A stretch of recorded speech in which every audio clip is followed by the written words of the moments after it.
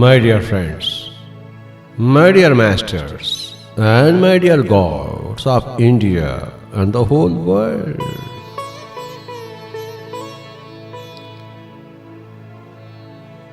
What is the difference between India or America or Japan?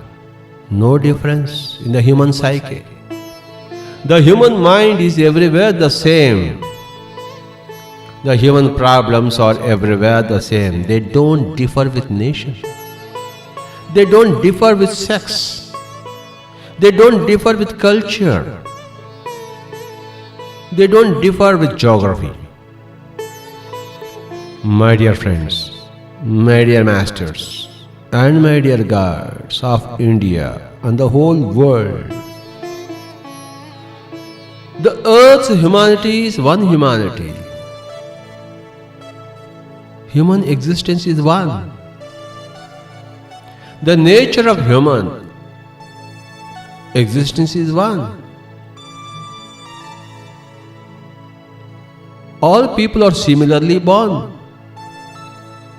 They are similarly brought up in ignorance and in wisdom. The absence of spirituality or in the presence of spirituality.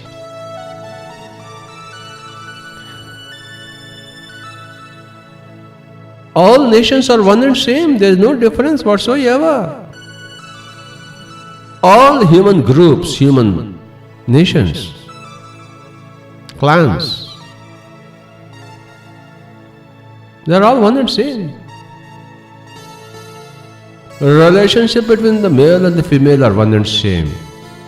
The birthing process is one and the same. The growing process is one and the same. The dying process is one and the same. Similarly, the pain and the pleasure are one and same.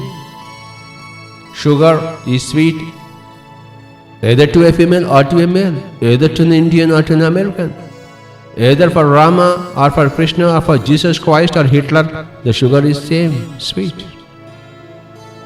The truth of sugar does not differ with geography, with history, with race, with sex, with age, with enlightenment or before or after.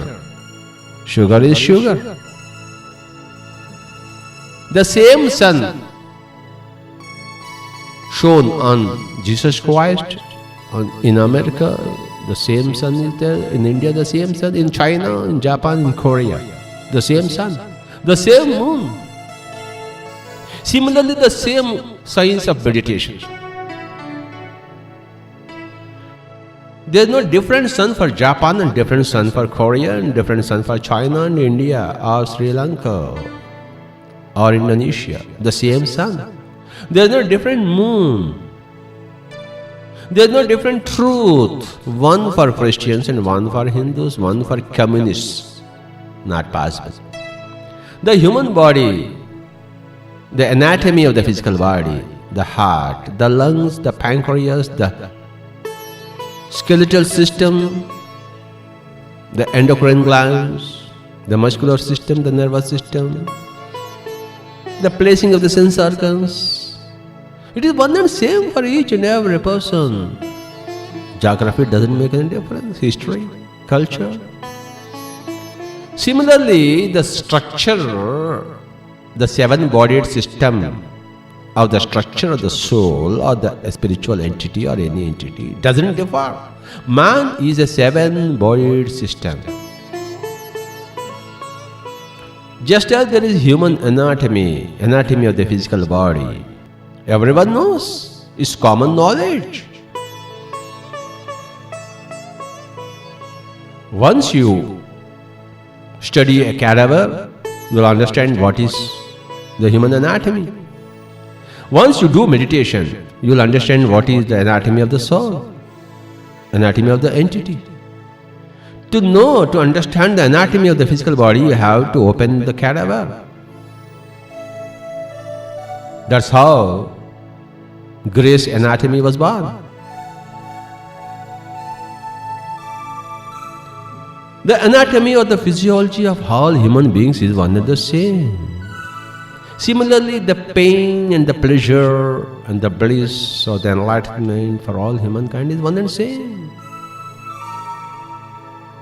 The pain is the same, the physical pain is the same, the emotional pain is the same. The physical pleasure is the same and the emotional pleasures are the same throughout, for any culture, for any human being, male or female, educated or uneducated, literate or illiterate. Similarly, the science of meditation is the same. How can it be different for different people? Not. It is scientifically untenable, scientifically illogical. There is only one science of meditation. There are not two sciences of the science of meditation. Chemistry is chemistry.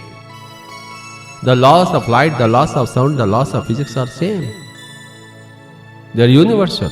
The science of meditation is universal. It can't be particular. It can't belong to one nation, one culture, one age, one sex, one... No.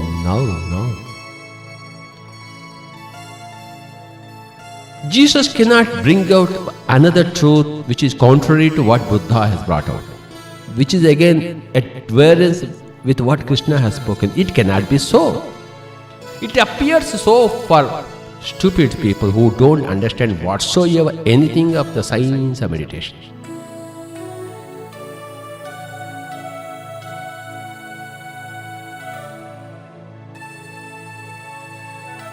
Different languages are there, different ways of wearing clothes, fashions are different.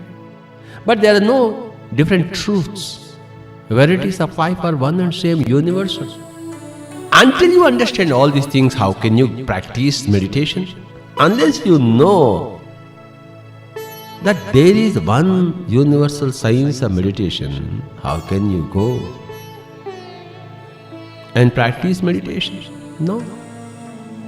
If you have got wrong ideas, you will go round and round and round in circles and circles and circles, and you will land nowhere even after a number of lifetimes. So, my dear friends, the society will ask you to do what it is convenient to itself. Your parents will ask you to do what is convenient for them. Your neighbor will ask you to do what is convenient to him. If you go according to the truth of your parents, according to the truth of your society, according to the truth of your neighbor, you will go round and round in circles and circles, and you will miss the whole essence of life. You must set aside your parents, you must set aside your neighbors, you must set aside your culture and go the Buddha way, and go the Jesus way, and go the Mahavir way, the Krishna way. Krishna did not follow his parents. His parents were ordinary, but Krishna was extraordinary. Buddha did not follow his parents. Jesus Christ did not follow his parents. Why are you following your parents? If you are a Christian, you must see the truth for yourself, experiment for yourself, not do mechanically or reflexively what your parents have so far told you, what your society, what your neighbors have told you. You have to do your own experimentation. The science of meditation means doing one's own homework, doing one's own experimentation. So, this is an invitation to all the students of the whole world, all the students of India and the whole world. Come. Explore, experiment, experience, and find out the truth which is common, which must be common for all.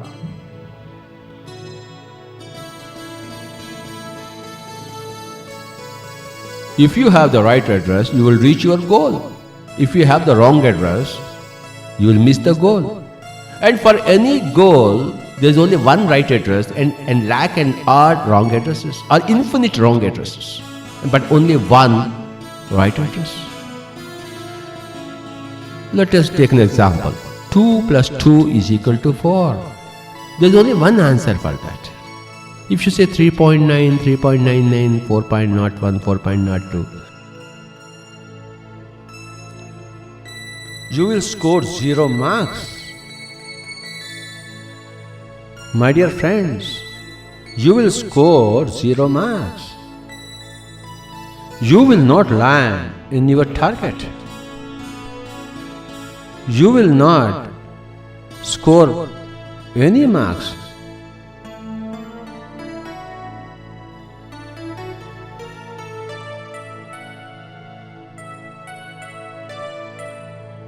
Somebody puts a question, what is 2 plus 2?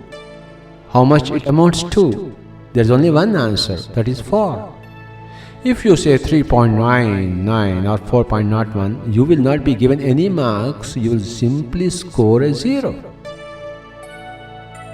Understand that for any question, there are not infinite number of answers, there is only one answer. Anything other than that, you will land nowhere. Coming to the science of spirituality or science of meditation, Buddha cannot give you one answer and Jesus Christ cannot give you second answer. It's not possible. It's not plausible.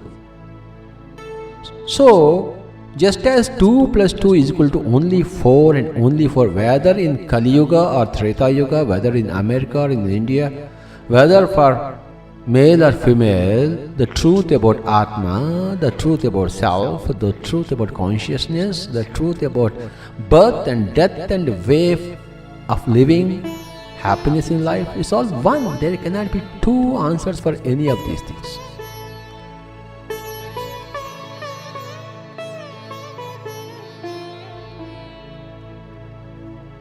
Buddha cannot give you one answer, and Jesus Christ or Lord Krishna cannot give you different answers for your spiritual questions, for your life questions. The truth is the same. There cannot be your truth and my truth. There is only one universal truth. Meditation is the science of experiencing your own soulhood.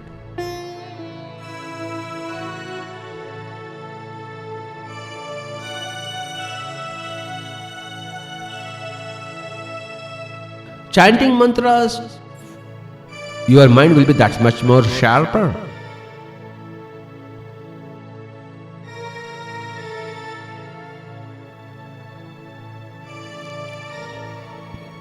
In prayer, the mind does not strengthen, but the emotions are soothed. But in meditation, it has got nothing to do with emotions, nothing to do with your mind.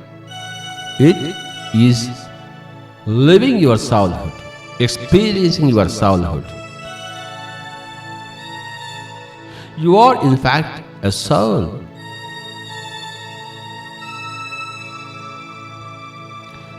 When you put your finger in water, you will observe an aberration, a visual aberration.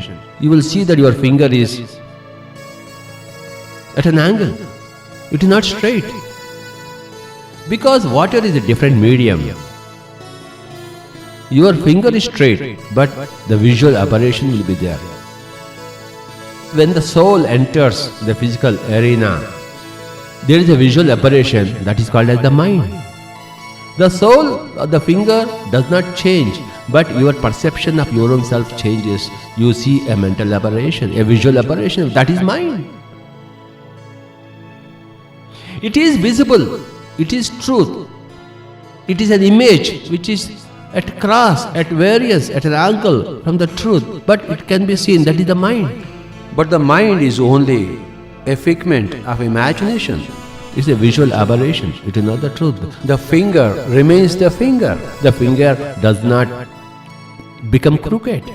The finger does not change its angle. The soul remains the soul. When it enters the human plane, my dear friends, the soul is the soul, but we perceive ourselves as mind. The fuzzy area between the soul and material contact, that is called as the mind. Remember, water is the physical arena, the finger is the soul. You dip your soul in water, you perceive yourself something different. That is the mind, that is the personality self. We are a personality self when we are in the physical body, but we are a soul self when we are out of the physical arena. When you remove the finger from the water, it is like the soul withdrawing its own consciousness from the earth arena, from the physical plane. That's what is death. And that's what is meditation, temporary. That's what is sleep. And that's what is anesthesia. What is anesthesia, my dear friends? The doctors, when they want to operate upon, they give you anesthesia. Local anesthesia or total anesthesia. And they operate. You don't feel the pain. You see the knife going into your flesh, but you don't feel the pain, because when the anesthesia is administered, the astral body is kicked out of the physical system. Without the presence of the astral hand in the physical hand can be cut into pieces. The soul does not feel the pain. So, my dear friends, anesthesia or sleep or meditation or death, they are all out-of-body experiences. Anesthesia is forced out-of-body experience. When the effect of the drug, anesthetic, wears down, when the soul gets back its contact with the physical body, suddenly you will feel the pain of the operation. All tranquilizers or painkillers, they don't kill the pain, they remove the soul from the body temporarily, so that you can't feel the pain. The moment the effect of the drug is over, you come back and the pain is redoubled. No drugs whatsoever, no doctors whatsoever, no medicines whatsoever, my dear friends. Experience your soulhood. Meditation is the only way. Meditation is the only way for health. The whole world, my dear friends, is fast coming on to meditation. The only way, as the only truth for physical health. When you are out of tune in your mind with the truth, the body becomes diseased. When you are aligned with truth in the mind through meditation, the body becomes tuned to health. All health science is meditation science. The whole world has understood now that everything is psychosomatic. All disease begins in the psyche, but you see it in the soma. Mental worries. Remember these 4 statements. All physical afflictions are because of the mental worries. All mental worries are because of the intellectual immaturity. All intellectual immaturity is because of lack of spiritual science, of lack of science of meditation. When you have the spiritual science in your palm, through the practice of the science of meditation, then your intellect is mature. Your mind is no more troubled, worried, and your physical body, no more diseases. My dear friends, my dear masters, and my dear gods of India and the whole world, remember these 4 grand statements. All physical afflictions are because of mental worries. All mental worries are because the intellect is immature. All the immaturity of the intellect. Intellect is supposed to grasp the truth. If it does not grasp the truth, if it grasps in untruth, it is called as immature. The intellect that grasps the whole truth is called as mature. Intellectual maturity comes only with the science of meditation.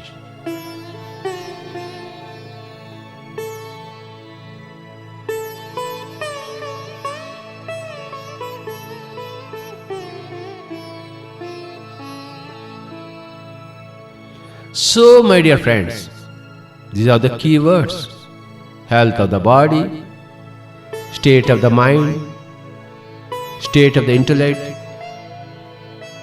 and the science of meditation. Only by practicing meditation is the intellect is rectified. The immature intellect becomes a mature intellect. An intellect that has grasped untruth begins to grasp the truth. Then the mind is no more worried. There are no more aberrations in the mind. The mind is tranquil, peaceful. Then there is no more stress in the physical body. There is no more strain on the physical body. All the stress on the physical body, all the strain, restlessness in the physical body is directly, totally proportional to the unrest in the mind, stress in the mind, strain in the mind, aberrations in the mind, afflictions of the mind. This is called as psychosomaticity. All the scientists of the world, health scientists of the world, do know this fact in their heart of hearts, but they dare not do so because they are profession. They want to earn money.